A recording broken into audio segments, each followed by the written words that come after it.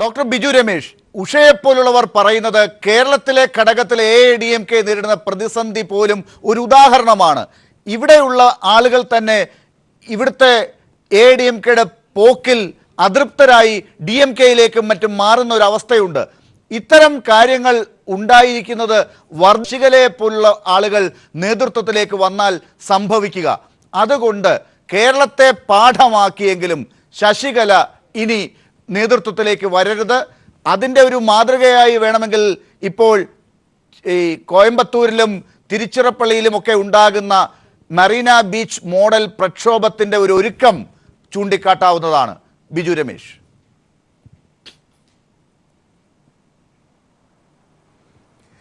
അങ്ങനെയുള്ള പ്രശ്നങ്ങളിലേക്കൊന്നും വരില്ല. കാരണം ഇവിടെ കേരളത്തെ സംബന്ധിച്ചിടത്തോളം എന്നെപ്പോലും DMKക്കാർ അമ്മയുടെ അഭാവത്തിൽ അമ്മ പോയതിന് ശേഷം എന്നെ വന്ന് കാണുകയുണ്ടായി. DMKയുടെ പ്രസിഡന്റ് സ്ഥാനത്തേക്ക് എനിക്ക് തരാമെന്ന് പറഞ്ഞ് DMKയുടെ സംസ്ഥാന സെക്രട്ടറി തന്നെയാണ് എന്നെ എൻ്റെ ഓഫീസിൽ വന്ന് കണ്ട് സംസാരിച്ചത്. പക്ഷെ നമ്മളങ്ങനെ അമ്മ എന്നെ ഇത് ചെയ്ത് മെമ്പർഷിപ്പ് എടുത്ത് ഞാൻ അമ്മയോടൊപ്പം നിൽക്കുന്നത്, അമ്മ മരിച്ചു കഴിഞ്ഞാൽ ഉടനെ മാറി അടുത്ത സ്ഥാനത്തേക്ക് വേണ്ടി പോകുന്ന അങ്ങനെയുള്ള ആൾക്കാരല്ല. പിന്നെ ചിലരൊക്കെ അധികാരത്തിന് വേണ്ടി ചില സ്ഥാനങ്ങൾ നൽകാമെന്ന് പറഞ്ഞപ്പോൾ എല്ലാ രാഷ്ട്രീയ പാർട്ടിയിലും ഉണ്ടാകും ആ സ്ഥാനങ്ങൾക്ക് വേണ്ടി ഓടിപ്പോകുന്നവർ. അങ്ങനെ ഓടിപ്പോയാൽ ഇതിനകത്തുണ്ടായിരുന്ന ചില ആൾക്കാർ പോയതിൽ സന്തോഷമേ ഉള്ളൂ. അവരുടെ ഒന്നും നമുക്കതിലേക്കൊന്നും ചർച്ച ചെയ്യേണ്ട വിഷയവുമില്ല. അതുതന്നെയാണ് ഇപ്പോൾ ഇവിടെയും സംഭവിച്ചിരിക്കുന്നത്. കാര്യം മുഖ്യമന്ത്രി സ്ഥാനത്ത് നിന്ന് തിരിച്ചും മുഖ്യമന്ത്രി പദത്തിലേക്ക് കിട്ടുമെങ്കിൽ ഇരിക്കാമെന്ന് ശ്രീ പനീർസെൽവത്തിന് ആഗ്രഹം ഉണ്ടാക്കിയെടുത്തത് DMK ആണ്.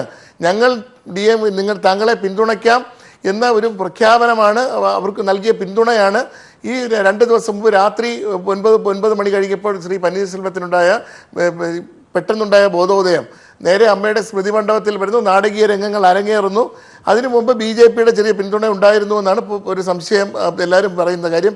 ഗവർണർ എന്തുകൊണ്ടാണ് ഈ രാജി ഇത്രയും സമയം വെച്ച് താമസിപ്പിക്കുന്നത് എന്നൊരു സംശയം എല്ലാവരുടെയും മനസ്സിലുണ്ടാകുന്നു. അത് BJP അതിനകത്ത് ഇൻ്റർഫിയറൻസ് ഉണ്ടോ ഇല്ലയോ എന്ന് എനിക്കറിയില്ല. പക്ഷേ എല്ലാവരും പറയുന്നു ഈ കാര്യം. ഇപ്പോൾ ഒരു പ്രധാനമായ നേതൃത്വം നൽകിയിരുന്ന ജയലളിത അമ്മയുടെ അഭാവം പാർട്ടിയിൽ എന്നല്ല തമിഴ്നാട്ടിലേക്ക് കടന്നു കയറാനുള്ള എല്ലാ രാഷ്ട്രീയ പാർട്ടികളും ആഗ്രഹിക്കുന്നതാണ്. BJPക്ക് ആഗ്രഹമുണ്ട്, കോൺഗ്രസിന് ആഗ്രഹമുണ്ട്. ഈ സമയം ഏറ്റവും കൂടുതൽ മുതലെടുക്കാൻ ഉദ്ദേശിക്കുന്നത് ദ്രാവിഡ മുന്നേറ്റ കഴകമായി നിൽക്കുന്ന രണ്ടും ദ്രാവിഡ പാർട്ടിയായി നിൽക്കുന്ന സ്ഥലത്ത് DMK ആണ് അത് ഏറ്റവും കൂടുതൽ മുതലെടുക്കുന്നതിലേക്ക് വേണ്ടി ഇപ്പോൾ മുന്നോട്ടിറങ്ങിയിരിക്കുന്നത്. അതുകൊണ്ട് തന്നെയാണ് ഈ പിന്തുണ പറഞ്ഞുകൊണ്ട് പനീർസെൽവത്തിന് പിന്തുണ പറയുമ്പോൾ പനീർസെൽവത്തിനെ തന്നെ മുഖ്യമന്ത്രിയെ കുറച്ച് ദിവസം പോയതിനു ശേഷം പിന്തുണ പിൻവലിച്ചു കഴിഞ്ഞാൽ എത്രയും പെട്ടെന്നൊരു ഇലക്ഷനെ അവർക്ക് അഭിമുഖീകരിക്കാൻ കഴിയും. ശക്തമായ നേതൃത്വത്തിൻ്റെ മുന്നിൽ ആരുമില്ലെങ്കിൽ അവർക്ക് അത് മുന്നേറി ഭരണത്തിൽ വരാൻ കഴിയുമെന്നുള്ള അവരുടെ രാഷ്ട്രീയപരമായ തന്ത്രം, ആ രാഷ്ട്രീയപരമായ ആലോചന വളരെയേറെ അവർക്ക് പ്രയോജനം ചെയ്യുമെന്നുള്ളതാണ് അവരുടെ വിലയിരുത്തൽ. പക്ഷേ ഡോക്ടർ ബിജു രമേശ്, ഈ ഘട്ടത്തിൽ ഒരു ചോദ്യം താങ്കളോട് ചോദിക്കട്ടെ. നേരത്തെ ശ്രീ രാജ്മോഹൻ ഉണ്ണിത്താനും പറഞ്ഞതാണ്, ഇവിടെ പലരും ചൂണ്ടിക്കാട്ടിയ കാര്യം ആണ്. BJP ആ രീതിയിൽ പ്രതികരിച്ചില്ല. ശശികലയ്ക്ക് ഒരു അതൃപ്തി ഉണ്ട് ജനങ്ങളുടെ ഇടയിൽ നിന്ന്. അവരെ മറ്റൊരു രീതിയിൽ ഇപ്പോൾ കാണുന്നുണ്ട്. പ്രത്യേകിച്ച് പനീർസെൽവം ഇപ്പോൾ ഈ രാഷ്ട്രീയ നാടകം കളിക്കുമ്പോൾ അതിനൊരു ഇഫക്റ്റ് ഉണ്ടാകുന്നതും അതുകൊണ്ടാണ്. ജയലളിതയുടെ മരണത്തിലെ ദുരൂഹത, മന്നാർഗുഡി മാഫിയയെക്കുറിച്ചുള്ള പ്രചരണം, ഇതൊക്കെ ശശികലയ്ക്കുണ്ടാക്കുന്ന ഡാമേജ് AIADMKയ്ക്കും ഉണ്ടാകും. അത് ഭാവിയിൽ AIADMKയെ ബാധിക്കും. ഈ പേടിയുള്ളവർ കൂടിയാണ് ഒരു പടി മുൻപേ അവിടെ നിന്ന് ഓടി രക്ഷപ്പെടാൻ പനീർസെൽവത്തെ ഇപ്പോൾ ഉപയോഗിക്കുന്നത്.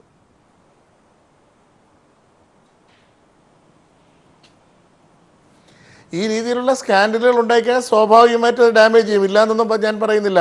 പല ഇപ്പം അമ്മയെ കൊല ചെയ്തതാണെന്നുള്ള രീതിയിൽ സംസാരിച്ചു കഴിഞ്ഞാൽ ആരും അതിന് ശക്തമായി പ്രതികരിക്കും. പക്ഷേ നോക്കിയ ഡോക്ടർമാർ അടക്കമുള്ളവർ പ്രസ് കോൺഫറൻസ് വിളിച്ച് പറയുന്നുണ്ട് അതിൻ്റെ സത്യാവസ്ഥകൾ. എന്തായാലും ഇപ്പോൾ ജുഡീഷ്യൽ അന്വേഷണം ഇട്ടേക്കല്ല, അതിൻ്റെ സത്യാവസ്ഥ പുറത്തു വരട്ടെ, അതിൻ്റെ മറനീക്കിയ കാര്യങ്ങൾ പുറത്തോട്ട് വരട്ടെ, അതിനൊക്കെ സ്വാഗതം ചെയ്യുന്നു. പക്ഷേ ഈ പാർട്ടി ഈ പറയപ്പെടുന്ന അവസ്ഥയിലല്ല. ഈ ഇന്ത്യയിലെ 3ാമത്തെ ദേശീയ പാർട്ടിയുടെ സ്ഥാനത്താണ് ഈ ADMK നിൽക്കുന്നത്. അതാദ്യം മനസ്സിലാക്കണം. എല്ലാ സംസ്ഥാനത്തും ADMK പാർട്ടി ഇന്ന് നിലനിൽക്കുന്നുണ്ട്. സംസ്ഥാന തലങ്ങളിലുള്ള മീറ്റിംഗ് കൂടി, ജില്ലാ ഭാരവാഹികൾ അടക്കമുള്ളവരുടെ മീറ്റിംഗ് കൂടിയതിനു ശേഷം അന്ന് എടുത്ത തീരുമാനം, ഏകകണ്ഠേനമായി എടുത്ത തീരുമാനമാണ് ശശികല അമ്മയെ പാർട്ടിയുടെ ജനറൽ സെക്രട്ടറിയായി കൊണ്ടുവരണമെന്ന് തീരുമാനം. കാര്യം പാർട്ടി ശക്തമായി നയിക്കാൻ എല്ലാവരെയും കൂട്ടിയോജിപ്പിച്ചുകൊണ്ട് പോകാൻ ആർക്ക് കഴിയും? പനീർസെൽവത്തിന് കഴിയില്ല എന്ന് പാർട്ടിയുടെ മുതിർന്ന നേതാക്കന്മാർ അടക്കമുള്ളവർ ഇരുന്നെടുത്ത തീരുമാനത്തിൻ്റെ അടിസ്ഥാനത്തിൽ തന്നെയാണ് ഇങ്ങനൊരു തീരുമാനമെടുക്കുകയും എല്ലാ സംസ്ഥാനങ്ങളിലും മീറ്റിംഗ് കൂടി, യോഗം കൂടി. അന്നൊന്നും ആർക്കും എതിർപ്പില്ലായിരുന്നല്ലോ. ഇപ്പോൾ മുഖ്യമന്ത്രി പദത്തിലേക്ക് വരുമ്പോൾ അതും പറഞ്ഞപ്പോഴും എതിർപ്പില്ലായിരുന്നു. ഇപ്പോൾ പെട്ടെന്ന് 2 ദിവസം 3 ദിവസം മുമ്പാണ് എതിർപ്പുകൾ പ്രകടമായി വരികയും അതിൻ്റെ പിന്നിൽ ആദ്യം തൊട്ടേ ഈ സ്കാൻഡലുകൾ ഇറക്കി വിടുകയും ജല്ലിക്കെട്ട് തുടങ്ങിയ പ്രശ്നങ്ങൾക്ക് രൂക്ഷത ഉണ്ടാക്കിയതെല്ലാം ADMK തകർക്കുന്നതിലേക്ക് വേണ്ടി DMKയുടെ ഗൂഢമായ ഓപ്പറേഷൻസ് അതിന് പിന്നിലുണ്ട്. അതെല്ലാവർക്കും ഇതിനകത്ത് നിൽക്കുന്നവർക്ക് അഭിലാഷിലേക്കും വരുന്നതിന് മുമ്പ് ഡോക്ടർ ബിജു രമേശ്, ഒരു ചോദ്യം കൂടി. ഇങ്ങനെ പെട്ടെന്നൊരു കാര്യം തമിഴ്നാട്ടിൽ ഉണ്ടായി എന്ന് വിശ്വസിക്കണമെങ്കിൽ താങ്കൾ നേരത്തെ ഒന്ന് പറഞ്ഞു പോയ ഒരു ഘടകത്തിന് വലിയ റോൾ ഉണ്ടാകണം. അതായത് ഗവർണറാണ് ഇപ്പോൾ കാര്യങ്ങൾ നിശ്ചയിക്കുന്നത്. കേന്ദ്രത്തിന് ഈ കാര്യത്തിൽ ഇടപെടാൻ സാധിക്കും ആ അർത്ഥത്തിൽ ഗവർണർ വഴി തന്നെ. ഒപ്പം BJPയെ പോലെയുള്ള പാർട്ടിക്കും കോൺഗ്രസിനെ പോലെയുള്ള പാർട്ടിക്കും ഒക്കെ തമിഴ്നാട്ടിൽ മോഹങ്ങളുണ്ട്. അവർക്ക് അത് കൂടുതൽ നടപ്പിലാക്കാനുള്ള ഒരു അവസരമായി അവർ ഇതിനെ കാണാം.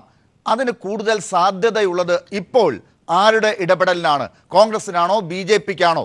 അങ്ങനെ ശക്തമായി വിശ്വസിക്കുന്നുണ്ടോ ADMKയുടെ ശശികല വിഭാഗം?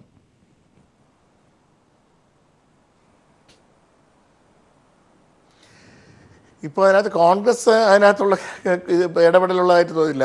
ഒന്ന് പറയുന്നത് BJPയുടെ ഇടപെടലുകൾ ആണ്. ഈ നാടകം നടപ്പാക്കാതെ ഇംപ്ലിമെൻറ്റേഷൻ താമസിപ്പിച്ചതിൻ്റെ പിന്നിൽ BJPയുടെ ഇടപെടലുകളുണ്ടെന്നുള്ള സംശയമാണ്. അന്ന് പാർലമെൻറ്റിൽ പോലും അതിനെ പ്രതിഷേധിച്ച് ADMKയുടെ MP-മാർ പാർലമെൻറ്റിൽ പ്രതിഷേധം നടത്തിയുണ്ടായി. അപ്പോൾ ഇത്രയും ദിവസമായിട്ടും എന്തുകൊണ്ട് രാജി അംഗീകരിക്കാൻ ഗവർണർ താമസിപ്പിക്കുന്നു? ആ ഒരു പ്രശ്നം അതിനകത്ത് വരുന്നു. സത്യപ്രതിജ്ഞ ചെയ്യാനുള്ള അടുത്ത ആളിനെ സത്യപ്രതിജ്ഞ ചെയ്യാനുള്ള കാര്യത്തിന് വൈകുന്നു. അപ്പോൾ ഇതിൻ്റെ മുന്നിൽ എന്തോ രാഷ്ട്രീയ ഗൂഢാലോചന ഉണ്ട് എന്നുള്ളതാണ് ADMKയുടെ എല്ലാ തലത്തിലുള്ള നേതാക്കന്മാർ. അത് തന്നെ പാർലമെൻറ്റിൽ വളരെ വ്യക്തമായി ഇന്നുണ്ടായ അരങ്ങേറ്റം നമ്മൾ കാണുന്നതാണ്. TV-യിലും എല്ലാവർക്കും കാണാവുന്നതാണ്. അപ്പോൾ ഇങ്ങനൊരു സംഭവം അവിടെ നടക്കുന്നു ഒരു ഭാഗത്തുകൂടി. മറ്റൊരു ഭാഗത്തുകൂടി DMK പൂർണ്ണമായ പിന്തുണ കൊടുത്തുകൊണ്ട് പനീർസെൽവത്തിന് 4 പേരുള്ളെങ്കിലും പോരെ 10 പേരെ പിടിക്കാം, എങ്ങനെയെങ്കിലും നമുക്ക് ബാക്കിയുള്ളവരെ ചാക്കിൽ കയറ്റാൻ വേണ്ടി ADMK അവരെ പല രീതിയിലുള്ള സമ്മർദ്ദങ്ങൾ ചെയ്യാനുള്ള സാധ്യത ഉള്ളത് കൊണ്ടാണ് ബാക്കി MLA-മാരെ കംപ്ലീറ്റ് അവരിൽ നിന്നും പല രീതിയിലുള്ള സമ്മർദ്ദങ്ങളും പ്രഷറും മാറി നിൽക്കുന്നത് അല്ല. അതല്ല രാഷ്ട്രീയത്തിൽ, അത് എല്ലാ രാഷ്ട്രീയത്തിലും ഉള്ളതാണ്. ഇപ്പോൾ മുഖ്യമന്ത്രിയുടെ ഭാഗത്തു നിന്ന് സമ്മർദ്ദങ്ങൾ വരുന്നത് കൊണ്ടാണ് അവരെല്ലാം ഈ സമ്മർദ്ദത്തിൽ നിന്ന് മാറ്റി നിർത്തിയിരിക്കുന്നത്. ഇപ്പോൾ മറ്റേ DMKയുടെ മുന്നിലേക്ക് കൊണ്ടുവന്ന് അവരെ ഇട്ട് ഈ പാർട്ടിയെ പൊടച്ച് കളങ്ങിക്കൊണ്ട് DMK അധികാരത്തിൽ പനീർസെൽവത്തെ അധികാരത്തിൽ കൊണ്ടുവന്നാൽ അതിന് കുറച്ച് സമയം കൊണ്ട് തന്നെ താഴെയിടുന്നതും DMK തന്നെയായിരിക്കും. അടുത്തൊരു ഇലക്ഷനെ ഫേസ് ചെയ്യുന്നതിലേക്ക് വേണ്ടിയുള്ള രാഷ്ട്രീയ DMKയുടെ തന്ത്രം മാത്രമായിട്ടാണ് ഞങ്ങൾ മനസ്സിലാക്കുന്നത്. ശരി, BJP ആ കാര്യത്തിൻ്റെ മറുപടി പറയേണ്ടതുണ്ട്. ശ്രീ MS കുമാർ, അതായത് ഇന്ന് പാർലമെന്റിൽ കണ്ട പ്രതിഷേധവും അതുതന്നെയാണല്ലോ സൂചിപ്പിക്കുന്നത്. ഇതിന് കേന്ദ്രത്തിന് റോൾ ഇല്ലെങ്കിൽ അവർക്ക് അവിടെ പ്രതിഷേധിക്കേണ്ടതില്ല. ഗവർണർ എന്തുകൊണ്ട് ഈ രാജിക്കാര്യത്തിൽ ഒരു ശക്തമായ തീരുമാനമെടുക്കാൻ ഇത്ര വൈകുന്നു? അത് പാടില്ലാത്തത് തന്നെയല്ലേ? അല്ല, ഞാൻ നേരത്തെ അതിന് മറുപടി പറഞ്ഞതാണ്. പിന്നെ BJPക്കെതിരെ പാർലമെൻറ്റിൽ ബഹളം ഉണ്ടാക്കുന്ന ആദ്യത്തെ സംഭവമാണോ? ഏതെല്ലാം രാഷ്ട്രീയമല്ലേ അത്? BJPയുമായിട്ട് ബന്ധപ്പെടുന്ന എല്ലാ കാര്യങ്ങൾക്കെതിരെയും അത്തരം പ്രതിഷേധങ്ങൾ വരും. ഞങ്ങൾക്ക് തമിഴ്നാട്ടിൽ താല്പര്യമുണ്ടെന്നുള്ളതിന് യാഥാർത്ഥ്യമല്ലേ? ഏത് രാഷ്ട്രീയ പാർട്ടിക്ക് ഒരു സംസ്ഥാനത്ത് താല്പര്യമില്ലാത്തത്? BJPക്ക് തമിഴ്നാട്ടിലെന്നല്ല, ഇന്ത്യയിലെ എല്ലാ സംസ്ഥാനത്തും ഘടകങ്ങൾ ഉണ്ടാകണമെന്നും ശക്തിയാകണമെന്നും അവിടേക്ക് അധികാരത്തിൽ ഉപയോഗിക്കുന്നു എന്നുള്ളതാണ് പ്രശ്നം. ഇല്ല, ഞാൻ പറയട്ടെ ലാലെ, അതിനുവേണ്ടി രാഷ്ട്രീയമായ ഒരു കുറുക്ക് വഴിയും BJP സ്വീകരിക്കുന്നില്ല.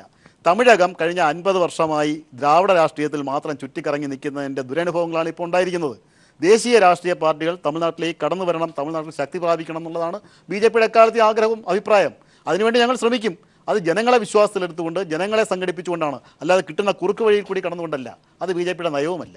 ശരി, ശ്രീ രാജ്മോഹൻ ഉണ്ണിത്താൻ, BJP ഇങ്ങനെ ഒരു അവസരം വരുമ്പോൾ ശ്രമിക്കും. കാരണം അവർക്ക് താല്പര്യമുണ്ട് തമിഴ്നാട് രാഷ്ട്രീയത്തിൽ. കോൺഗ്രസിന് നേരത്തെ സ്ഥാനം ഉണ്ടായിരുന്ന ഒരു സ്ഥലം കൂടിയാണ് തമിഴ്നാട്. അപ്പോൾ BJP ഇത്തരത്തിൽ അവർക്ക് പ്രയോഗിക്കാൻ പറ്റുന്ന വഴികളിലൂടെ അത് ശ്രമിക്കുമ്പോൾ ആ കാര്യത്തിൽ ഒരു ആശങ്ക ഉണ്ടാകേണ്ട പാർട്ടിയാണ് കോൺഗ്രസ്. അതിൻ്റെ നടപടികൾ അവർ തുടങ്ങിയിരിക്കുന്നു. പി ചിദംബരം ഹൈക്കമാൻഡിനെ കാണുന്നുണ്ട്. ആ അർത്ഥത്തിൽ എന്ത് തരത്തിലുള്ള നിലപാടാണ് രാഷ്ട്രീയമായി അവിടെ എടുക്കുക എന്നത് ചോദ്യം തന്നെയാണ്. ലാലെ, ദേശീയ രാഷ്ട്രീയത്തിന് തമിഴ്നാട്ടിൽ സ്ഥാനമില്ലെന്ന് പറയണ്ട. കാമരാജ് നാടാരും അതുപോലെ ഭക്തവത്സലും ഒക്കെ കോൺഗ്രസിന്റെ മുഖ്യമന്ത്രിമാരായിരുന്നു. ഏറ്റവും അവസാനത്തെ മുഖ്യമന്ത്രി ഭക്തവത്സരമാണ് കോൺഗ്രസിന്റെ. അത് കഴിഞ്ഞാണ് രാമസ്വാമി നായ്ക്കർ അവിടെ ദ്രാവിഡ കഴകം സ്ഥാപിക്കുന്നത്. ആ EV രാമസ്വാമി നായ്ക്കർ സ്ഥാപിച്ച ദ്രാവിഡ കഴകമാണ് പിന്നീട് ദ്രാവിഡ മുന്നേറ്റ കഴകമായി. അത് അണ്ണാദുരയിലൂടെ, കരുണാനിധിയിലൂടെ, MGRലൂടെ, ജയലളിതയിലെത്തി ഇങ്ങനെ നിൽക്കുന്ന രാഷ്ട്രീയം. അപ്പൊ കഴിഞ്ഞ കുറെ നാളുകളായി ഇന്ത്യയുടെ ദേശീയ ധാരയിൽ നിന്ന് വേർപെട്ട് പ്രാദേശിക രാഷ്ട്രീയത്തിന്റെ അടിസ്ഥാനത്തിലാണ് തമിഴ്നാട് രാഷ്ട്രീയം പൊയ്ക്കൊണ്ടിരിക്കുന്നത്. സ്വാഭാവികമായി ആ ഒരു രാഷ്ട്രീയത്തിന് ഈ അടുത്ത കാലത്തൊന്നും ഒരു വ്യത്യാസം വരാൻ പോകുന്നു എന്ന വിശ്വാസം എനിക്കില്ല. അതുകൊണ്ട് BJP എത്ര കിണഞ്ഞ് ശ്രമിച്ചാലും ഒരുപക്ഷെ ഇദ്ദേഹവുമായിട്ട് ചേർന്ന് എന്തെങ്കിലും ഐക്യം ഉണ്ടാക്കി എന്തെങ്കിലുമൊക്കെ കിട്ടുമെന്നല്ലാതെ മുഖ്യധാരയിലേക്ക് ഒരിക്കലും തമിഴ്നാട് രാഷ്ട്രീയത്തിൽ BJPക്ക് ഈ ദ്രാവിഡ സംസ്കാരം നിലനിൽക്കുന്നിടത്തോളം കാലം, ആ ഒരു ചിന്ത ജനങ്ങളെ മതിച്ചുകൊണ്ടിരിക്കുന്നിടത്തോളം കാലം കടന്നു വരാനാവില്ല എന്നുള്ളതാണ് സത്യം. കോൺഗ്രസിനും ആ ഡ്രാബാക്ക് തമിഴ്നാട് രാഷ്ട്രീയത്തിൽ ഉണ്ടെന്നുള്ളൊരു നഗ്നമായ യാഥാർത്ഥ്യമാണ്. അതുകൊണ്ട് ഇപ്പോ അവസരങ്ങൾ ശ്രീ കുമാർ പറഞ്ഞ പോലെ മുതലെടുക്കാൻ അവർ ശ്രമിക്കും. അത് മുതലെടുക്കാൻ ശ്രമിക്കുന്നവരെ കുറ്റപ്പെടുത്തുന്നില്ല. പക്ഷേ operation success but patient died എന്നൊരു ചൊല്ലുണ്ട്. ഓപ്പറേഷൻ വിജയിക്കും, പക്ഷേ രോഗി മരിക്കാനാണ് കൂടുതൽ സാധ്യത. ശ്രീ കുമാർ,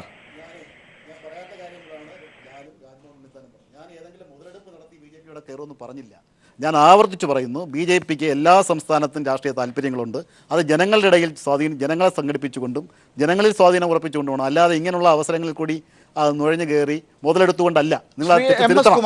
പറയേണ്ട ആവശ്യമില്ല. ഒരു രാഷ്ട്രീയ പാർട്ടി ഇത്തരത്തിലുള്ള കാര്യങ്ങൾ അവിടെ ചെയ്യുന്നു എന്ന് പറയുമ്പോൾ രാഷ്ട്രീയമായി അവർക്കുള്ള സാധ്യതകൾ നിയമപരമായി ആണെന്ന് അവതരിപ്പിച്ചുകൊണ്ട് തന്നെ, ഭരണഘടനാപരമായി ആണെന്ന് പറഞ്ഞുകൊണ്ട് തന്നെ അവർ ചെയ്യും.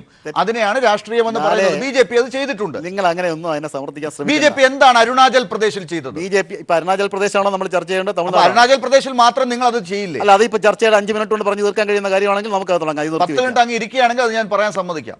അല്ല, ആ വിഷയമാണെന്നുണ്ടെങ്കിൽ ആ വിഷയം നമുക്ക് ചർച്ച ചെയ്യാൻ തമിഴ്നാട് വിടാം. നിങ്ങളൊരു വിഷയം ചർച്ച ചെയ്തുകൊണ്ടിരിക്കുമ്പോൾ അവിടെ ഇവിടെയും പോരുത്. ഇപ്പൊ നമ്മൾ തമിഴ്നാടാണ് രാഷ്ട്രീയം ചർച്ച ചെയ്യുന്നത്. തമിഴ്നാട്ടിൽ മാത്രം നിങ്ങൾ രാഷ്ട്രീയപരമായി സദാചാരം പാലിക്കുമെന്നാണോ? തമിഴ്നാട്ടിൽ മാത്രമല്ല, ഇന്ത്യയിലെ എല്ലാ സംസ്ഥാനത്തും കേന്ദ്രത്തിൽ നമ്മൾ രാഷ്ട്രീയ സദാചാരം പാലിച്ചുകൊണ്ടാണ് ഈ നിമിഷം വരെ BJP ഭരിക്കുന്നത്. രാഷ്ട്രീയ സദാചാരം അരുണാചൽ പ്രദേശിന്റെ ചോദ്യം അതുകൊണ്ടാണ് ഞാൻ ചോദിച്ചത്. അരുണാചൽ പ്രദേശിലെ കാര്യം എന്താ പറയും? എന്താ ഞങ്ങളാണോ ഭരണകക്ഷിയിൽ ഭിന്നിപ്പുണ്ടാക്കിയത്? ഭരണകക്ഷിയിൽ ഭിന്നിപ്പുണ്ടായാലും ഞങ്ങൾ എന്ത് ചെയ്യണം? ഇവിടെ അണ്ടാടിയെങ്കിൽ ഭിന്നിപ്പുണ്ടായില്ലേ?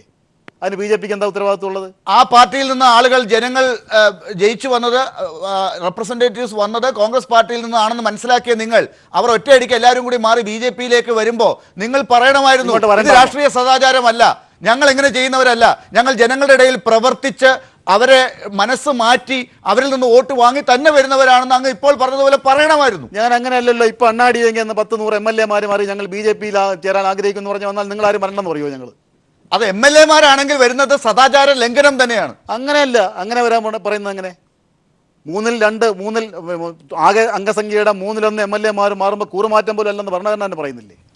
ശരി, അതിനൊരു മറുപടി വേണം. ശ്രീ രാജ്മോഹൻ ഉണ്ണിത്താൻ,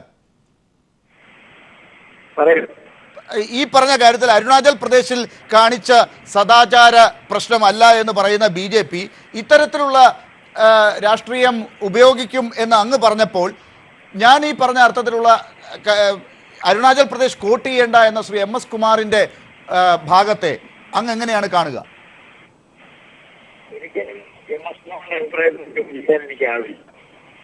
ഇന്ത്യയിലെ പല സംസ്ഥാനങ്ങളും ഗവർണർമാരെ വെച്ച് രാഷ്ട്രീയം കളിക്കുന്ന ഒരു പ്രവണത BJP.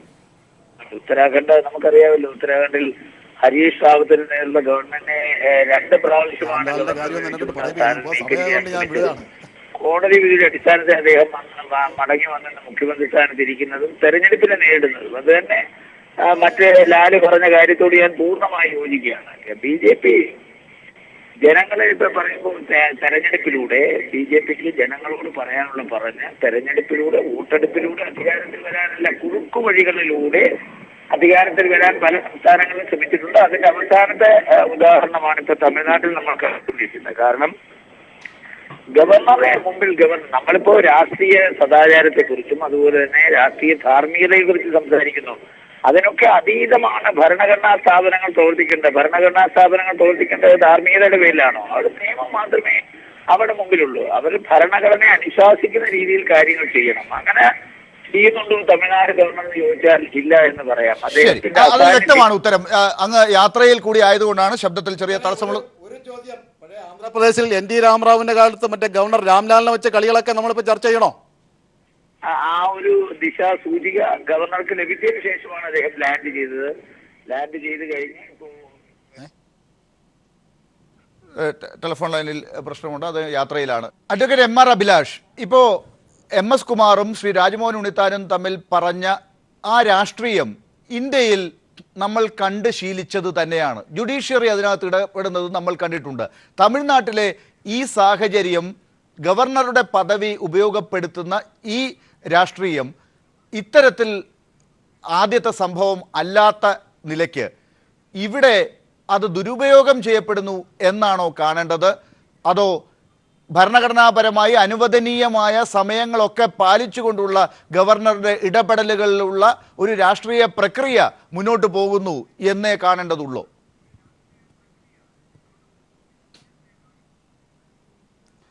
ഡോക്ടർ ലാൽ, ഇത് തീർത്തും ലേറ്റ് ആയിട്ടില്ല. ഇപ്പോൾ ഗവർണർ വരാൻ താമസിച്ചു എന്നുള്ളൊരു യാഥാർത്ഥ്യമാണ്. 2016 ഓഗസ്റ്റ് മുതൽ തമിഴ്നാടിനൊരു ഗവർണർ ഇല്ലായിരുന്നു. അപ്പോൾ ഓരോ സംസ്ഥാനത്തിനും ഭരണഘടനയുടെ 153-ാമത്തെ അനുച്ഛേദ പ്രകാരം ഓരോ സംസ്ഥാനത്തിനും ഗവർണർ ഉണ്ടാകേണ്ടതായിട്ടുണ്ട്. അതില്ലായിരുന്നു. പലപ്പോഴും തമിഴ്നാട് ഇതുപോലെയുള്ള വളരെ ക്രിട്ടിക്കലായിട്ടുള്ള സാഹചര്യത്തിലൂടെ കടന്നുപോയ സമയത്ത് തമിഴ്നാടിന് രാജ്ഭവനിൽ ഗവർണർ ഇല്ല എന്നത് വളരെ വലിയൊരു കുറവ് തന്നെയായിരുന്നു. അദ്ദേഹം ലേറ്റായിട്ട് ഇപ്പോൾ രാജ്ഭവനിൽ വന്നിട്ടുണ്ട്. എന്നിരുന്നാലും പൂർണ്ണമായിട്ടും കാര്യങ്ങൾ കൈവിട്ടു പോയിട്ടില്ല. ഇന്നും നാളെ രാവിലെയുമായി അദ്ദേഹം ഒരു തീരുമാനം അനൗൺസ് ചെയ്യുകയാണെന്നുണ്ടെങ്കിൽ തീർച്ചയായിട്ടും ഭരണഘടനാപരമായിട്ടുള്ള അദ്ദേഹത്തിൻ്റെ ഡ്യൂട്ടി അദ്ദേഹം ഡിസ്ചാർജ് ചെയ്തു എന്ന് നമുക്ക് പറയുവാൻ കഴിയും. പിന്നെ ഉത്തരാഖണ്ഡിലെ വിഷയം ഇവിടെ സൂചിപ്പിച്ചിരുന്നല്ലോ, അരുണാചൽ പ്രദേശിലെ സൂചിപ്പിച്ചിരുന്നല്ലോ. രാഷ്ട്രീയം നോക്കാതെ ഭരണഘടനയുടെ മാത്രം പരിപ്രേക്ഷ്യത്തിൽ പറയുകയാണെങ്കിൽ ഈ രണ്ട് സ്ഥലത്തും പ്രസിഡന്റ്സ് റൂള് സുപ്രീം കോടതി സെറ്റസൈഡ് ചെയ്തതാണ്. രാജ്കോവെ എന്തുകൊണ്ട് പ്രണബ് മുഖർജി അധികാരത്തിൽ നിന്ന് ഒഴിവാക്കി? അപ്പോൾ ഗവർണറുടെ പദവി ദുരുപയോഗം ചെയ്യുന്നു എന്നുള്ളതൊരു യാഥാർത്ഥ്യമാണ്. ശ്രീ രാജ്മോഹൻ ഉണ്ണിത്താൻ പറയുകയുണ്ടായി, BJPയുടെ മാത്രം ഒരു കർമ്മമാണിത്. നല്ല 2004 UPA ഗവൺമെൻറ് അധികാരത്തിൽ വന്നപ്പോൾ BJP അതിനു മുമ്പ് അപ്പോയിന്റ് ചെയ്ത എല്ലാ ഗവർണർമാരെയും റിമൂവ് ചെയ്തു. അടിയന്തരാവസ്ഥയ്ക്ക് ശേഷം ജനതാ ഗവൺമെൻറ് വന്നു കഴിഞ്ഞപ്പോൾ ഇന്ദിരാഗാന്ധി അപ്പോയിന്റ് ചെയ്ത എല്ലാ ഗവർണർമാരെയും റിമൂവ് ചെയ്തു.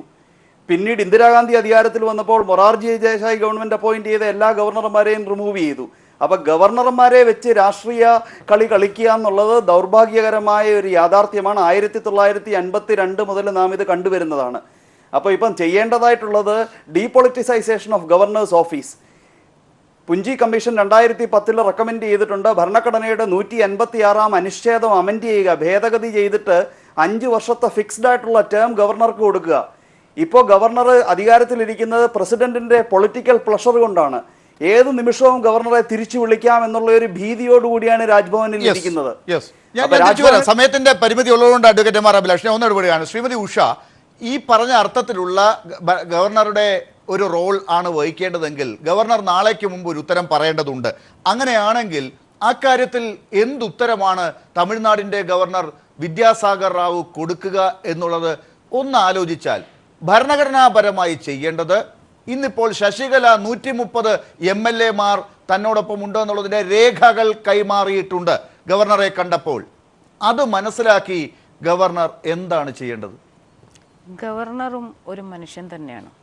അദ്ദേഹം ചിന്തിക്കുന്നുണ്ടായിരിക്കുക 131 MLA-മാരെ കൊണ്ടുപോയി എയർപോർട്ടിൻ്റെ വാതിക്കലുള്ള ഒരു ഹോട്ടലിൽ അടച്ചു വെച്ചിരിക്കുന്നു. നിങ്ങളൊക്കെ ഈ ചിത്രങ്ങളെല്ലാം കണ്ടുകൊണ്ടിരിക്കുകയാണ്. അപ്പം അങ്ങനെ വരുമ്പോൾ അദ്ദേഹവും ഒന്ന് ചിന്തിക്കത്തില്ലേ? എടുത്തുചാട്ടമല്ലല്ലോ. കാരണം സംസാരിക്കാനുള്ള ഒരു വേദി ഒരുക്കുക, മറ്റുള്ളവരും തമ്മിലുള്ള സംവാദങ്ങൾ ഒരുക്കുക. കാരണം നമ്മളെല്ലാവരും അമ്മയുടെ അണികളായിരുന്നു, നമ്മൾ മത്സരിക്കേണ്ടവരല്ല. അമ്മയെ പ്രൊട്ടക്റ്റ് ചെയ്യേണ്ടവരായിരുന്നു നമ്മളെല്ലാവരും. പക്ഷെ അതൊന്നും ഇവിടെ നടന്നില്ല. അതിന് ഏറ്റവും കൂടുതൽ മനോവിഷമത്തോടു കൂടെ തന്നെ ഇവിടെ ഇരുന്ന് പറയുകയാണ് ഞാൻ. കാരണം അമ്മയുടെ സന്തത സഹചാരിയായിരുന്നു നമ്മളെല്ലാവരും. അമ്മ സഞ്ചരിച്ച ഗവർണർ ഒരു മനുഷ്യൻ ആണ്. അദ്ദേഹം ഈ കാര്യങ്ങളെല്ലാം നോക്കി മനസ്സിലാക്കി 130 പേരുമായി സംസാരിച്ചൊരു തീരുമാനത്തിലേക്ക് പോകണം. അതാണ് ചെയ്യേണ്ടത് എന്നാണ് താങ്കൾ പറയുന്നത്. അതിനപ്പുറമുള്ളത് വികാരപരമായ കാര്യങ്ങളാണ്. അത് നമുക്ക് മാറ്റിവെക്കാം. ഡോക്ടർ ബിജു രമേശ്, അത് തന്നെയല്ലേ ഈ ഘട്ടത്തിൽ ചെയ്യേണ്ടത്?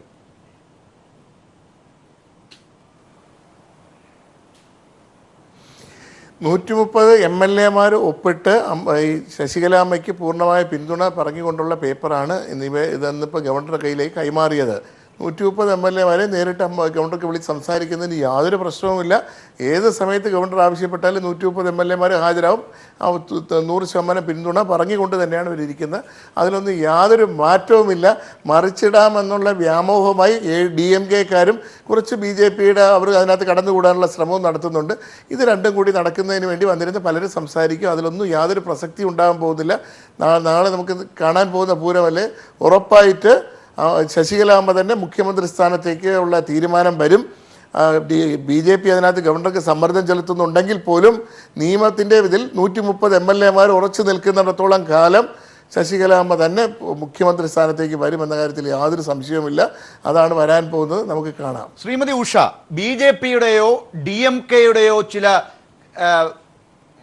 മന്ത്രപ്പൊടികൾ അത് ഉപയോഗിച്ച് നിങ്ങളെപ്പോലുള്ളവർ വന്നിരുന്ന് ഇങ്ങനെ ചാനലുകളിൽ പറയുന്നതല്ലാതെ 130 MLA മനസ്സ് മാറാൻ പോകുന്നില്ല. അങ്ങനെയാണെങ്കിൽ അവർ ഇന്ന് തന്നെ അവിടെ നിന്ന് പുറത്തേക്ക് വരാം. അവരൊക്കെ ഓരോ വ്യക്തികളാണല്ലോ. അവർക്ക് എന്ത് കൊടുത്തിട്ടാണെങ്കിലും അവർ അതിന് കീഴടങ്ങിയിട്ടുണ്ടല്ലോ. ആ നിലയ്ക്ക് നാളേക്ക് അവർ മാറില്ല. ഒരു മിനിറ്റ്, ഒരു കാര്യം ഞാൻ പറയാം. എൻ്റെ അടുത്ത് വ്യക്തിപരമായിട്ട് ഒരു പാർട്ടി നേതാക്കളും സംസാരിച്ചിട്ടില്ല. ഞാൻ ഇത്രയും ദിവസം ഈ ചാനലുകൾ മുഴുവനും ഈ 77 ദിവസം അമ്മ ഹോസ്പിറ്റലിൽ കിടക്കുന്നത് മുതൽ കൊണ്ട് ഇങ്ങോട്ട് സംസാരിച്ചിട്ടുണ്ടെങ്കിൽ നിങ്ങൾക്ക് ശ്രദ്ധിച്ചാൽ മനസ്സിലാകും ഞാൻ എങ്ങും തൊടാതെയാണ് സംസാരിച്ചത്. സത്യത്തിൻ്റെ മുഖം വികൃതമായിരിക്കും, പക്ഷെ സത്യത്തിന് ഒരു മുഖമേ ഉള്ളൂ. ആ ഒരൊറ്റ കാരണം കൊണ്ട് തന്നെയാണ് ഞാൻ ഇവിടെ ഇരുന്ന് സംസാരിക്കുന്നതും. ആര് ഭരിച്ചോ ആര് ഭരിച്ചില്ലേ എന്നല്ല, തമിഴ് ജനതയ്ക്ക് ഒരു അംഗീകാരമുണ്ട്. തമിഴ് മക്കൾ, ദ്രാവിഡ മക്കൾക്കൊരു കെട്ടുറപ്പുണ്ട്. ആ കെട്ടുറപ്പ് വിട്ട് അവരെങ്ങും പോവില്ല. ഈ MLA-മാരെല്ലാവരും ചേർന്നിട്ട് ചിന്നമ്മയെ മിനിസ്റ്റർ ആക്കിയെങ്കിലും അതും അവരുടെ വിധി. ഒരു മിനിസ്റ്ററായി അവരിയ്ക്കണമെങ്കിൽ തീർച്ചയായും അവരിയ്ക്കട്ടെ. അതൊക്കെ ഒരു മന്ത്രം പറഞ്ഞോ അല്ലെങ്കിൽ ദൈവവിധിക്ക് വിട്ടോ പറയേണ്ട കാര്യമല്ല. ഇത് രാഷ്ട്രീയമാണ്. ഇന്ത്യയുടെ ഭരണഘടനയിൽ പറയുന്ന കാര്യങ്ങളാണ് നടക്കേണ്ടത്. പൊടിയിട്ടോ മന്ത്രം ഇട്ടോ നിങ്ങളെ വെച്ചോ എന്ന ചോദ്യത്തിന്റെ ഉത്തരമാണ് അങ്ങനെയുള്ള ആരോപണമാണ് വരുന്നത്. ഈ പൊടിയിട്ടിട്ടല്ലാതെ ഈ 130 MLA-മാർക്ക് തോന്നാത്ത കാര്യങ്ങൾ എന്തുകൊണ്ടാണ് കുറച്ചു പേർ മാറി നിന്ന് പനീർശെൽവത്തിന് ഒപ്പം നിന്നുകൊണ്ട് പറയുന്നത് എന്നാണ് ഡോക്ടർ ബിജു രമേശിനെ പോലുള്ളവർ ചോദിക്കുന്നത്. കുറച്ചു പേരല്ല, നിങ്ങൾ ഈ MLA-മാരെ ഭാഗം ഒഴിച്ചു കഴിഞ്ഞാൽ ചെന്നൈയിലോട്ടോ ഇല്ലെങ്കിൽ മെറൈൻ ഡ്രൈവിലോട്ടോ ഇല്ലെങ്കിൽ സാധാരണക്കാരിലോട്ടോ ഒന്ന് ഇറങ്ങിച്ചെല്ലൂ. അവർ പറയുന്നത് കേൾക്കൂ. ഇന്ന് വരെ തമിഴ്നാട് ചരിത്രത്തിൽ പോസ്റ്റർ ഒട്ടിപ്പിച്ച ഒരു നേതാവിന്റെ മുഖം വലിച്ചു കീറിയിട്ടില്ല. ഞങ്ങൾ അതെല്ലാം കണ്ടുകൊണ്ട് വരികയാണ്. ചിന്നമ്മയുടെ മുഖത്ത് മുഴുവനും കരിവാരിത്തേക്കുന്നു, അവർക്ക് പോസ്റ്റർ കീറുന്നു, അവരെ പറ്റി പാരഡികളും എന്തെല്ലാം പ്രചരിക്കുന്നു.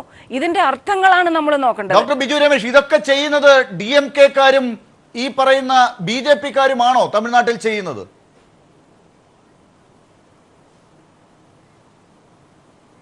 തീർച്ചയായിട്ടും. കാര്യം ഈ DMK-ക്ക് വളരെ വ്യക്തമായിട്ട് അറിയാം, ശശികലാമ്മ വന്നു കഴിഞ്ഞാൽ ഈ പറയപ്പെടുന്നത് കംപ്ലീറ്റ് കോർഡിനേറ്റ് ചെയ്ത് കൊണ്ടുപോകാനുള്ള കാലിബർ അവർക്കുണ്ട് എന്ന് വളരെ വ്യക്തമായി അവർക്കറിയാമെന്നുണ്ട്. അവർ രാഷ്ട്രീയത്തിൽ വളരെ മുതിർന്ന എല്ലാ തന്ത്രങ്ങളും പയറ്റി തെളിഞ്ഞവരാണ് DMK-ക്കാർ. അപ്പോൾ അവർക്ക് വളരെ വ്യക്തമായിട്ട് അറിയാം ഈ കാര്യം. പനീർസെൽവത്തിന് യാതൊരു കപ്പാസിറ്റിയും ഇല്ലാത്ത, ഒരു ആർജവും ഇല്ലാത്തൊരു നേതാവാണ്. അദ്ദേഹത്തിന് ഈ പാർട്ടിയെ കൂട്ടിപ്പിടിച്ച് കൊണ്ടുപോകാൻ കഴിയില്ല എന്നുള്ള വസ്തുത പാർട്ടിക്കകത്തുനിന്നല്ല, അദ്ദേഹം തന്നെ ഈ മാറ്റി പറയുന്ന ഒരു മുഖ്യമന്ത്രി ഇത്രയും സംസ്ഥാന പോലീസിൻ്റെ സന്നാഹത്തോടിരിക്കും മുഖ്യമന്ത്രി പേടിപ്പിച്ച് രാജിവെപ്പിച്ചു എന്നൊക്കെ പറഞ്ഞ് ധൈര്യമായി പറയുന്നു, സെൻറ്റിമെൻറ്റ്സ് കാണിക്കുന്നു. ഇതൊക്കെ വെറും നാടകങ്ങൾ കാണിക്കുക എന്നുള്ള രീതിയിലേക്ക് അധപ്പതിച്ചു പോയി അദ്ദേഹം. അദ്ദേഹത്തിൻ്റെ ഒരു ജന്മനാലുള്ള ഒരു ഈ കമാൻഡിങ് പവർ ഇല്ല എന്ന വസ്തുത എല്ലാവർക്കും അറിയാം. അതുകൊണ്ട് തന്നെയാണ് അമ്മയ്ക്ക് പകരം പലപ്പോഴും പിടിച്ച കസേരയിൽ ഇരുത്തുന്നത്. അപ്പോൾ അവിടെ ഇരുന്ന വലിയ കുഴപ്പങ്ങളൊന്നും കാണിക്കില്ല എന്നുള്ള വിശ്വാസത്തിലാണ് പിടിച്ചിരുന്നത്. അല്ലാതെ വലിയ കഴിവുള്ള വ്യക്തിയായതുകൊണ്ടല്ല. അവിടെ ഇരുന്നിട്ട് ഈ രാജ്യത്തെ കൊള്ളയടിച്ചോണ്ട് പോകില്ല, പറയുന്നിടത്ത് നിൽക്കും എന്ന് വിശ്വസ്തരായിട്ട് പിടിച്ചിരുത്തിയതേ ഉള്ളൂ. അതിൽ കവിഞ്ഞ് ഇപ്പോൾ DMK-ക്കാർ വന്ന് പുതിയ പ്രലോഭനങ്ങൾ കൊടുത്തപ്പോൾ DMK-ക്കാർ വന്ന് പ്രലോഭനങ്ങൾ കൊടുത്തപ്പോൾ അതിൽ നിന്ന് സംസാരിക്കുന്ന പനീർസെൽവത്തെ എങ്ങനെ നമുക്ക് ഉൾക്കൊള്ളാൻ കഴിയും എന്നാണ് എനിക്ക് മനസ്സിലാവാൻ കഴിയുന്നത്. അല്ലാതെ പ്രത്യേകിച്ച് ഭരിക്കുന്നതിലേക്ക് വേണ്ടി അദ്ദേഹത്തെ ആരും ഭീഷണിപ്പെടുത്തി പറയുന്നതിനോട് യാതൊരു അർത്ഥവുമില്ല. പറയുന്ന അത് തന്നെ ആരെങ്കിലും ഭീഷണിപ്പെടുത്തിയാൽ രാജിവെച്ച് പോകുന്ന മുഖ്യമന്ത്രിയാണെങ്കിൽ ഈ നാളെയും മറ്റന്നാൾ ഇതേപോലെ ഓരോ കാര്യങ്ങൾ സാറിനോട് അങ്ങോട്ടൊരു ക്വസ്റ്റ്യൻ എനിക്ക് നേരിട്ട്, ഈ ദീപാ മാഡത്തിന് എന്താണ് ഇവിടെ സ്ഥാനം? ദീപാ മാഡം പുതിയ ഒരു പാർട്ടി അല്ലെങ്കിൽ പന്നീർസെൽവം സാറിന്റെ കൂടെ ചേരാൻ പോകുന്നു. അവരും ശക്തമായിട്ട് ചിന്നമ്മയെ, നിങ്ങൾ പറയുന്ന ചിന്നമ്മയെ എതിർക്കുന്നു. അവരെവിടെ ഇന്നലെ വന്ന് പൊട്ടി വീണവരാണെങ്കിൽ പോലും അവരെന്തിനാണ് എതിർക്കുന്നത്? അതിനെപ്പറ്റി നമ്മളിപ്പം DMK-ക്കാര് ഇല്ലെങ്കിൽ പിന്നെ BJP-ക്കാര് കോൺഗ്രസ്സുകാരെന്ന് മാത്രം പറഞ്ഞു. പക്ഷെ ഇനിയൊരു വ്യക്തി, മുഖ്യമായ ധാരയിൽ നിൽക്കുന്ന ഒരു വ്യക്തിയെ നമ്മൾ മറന്നു. ഞാൻ മറന്നിട്ടില്ല, നിങ്ങൾ മറന്നു. ദീപയ്ക്ക് എന്താണ് മറുപടി?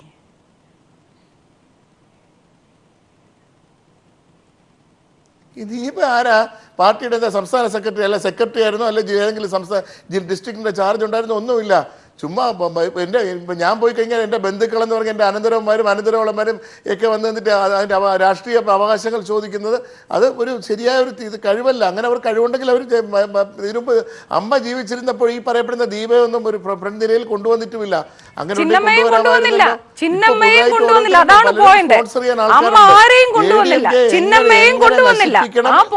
നമ്മൾ സംസാരിച്ചെത്തേണ്ടത്. ചിന്നമ്മയോ അമ്മ കൊണ്ടുവന്നിട്ടില്ല, OP-നെ മാത്രമേ കൊണ്ടുവന്നുള്ളൂ.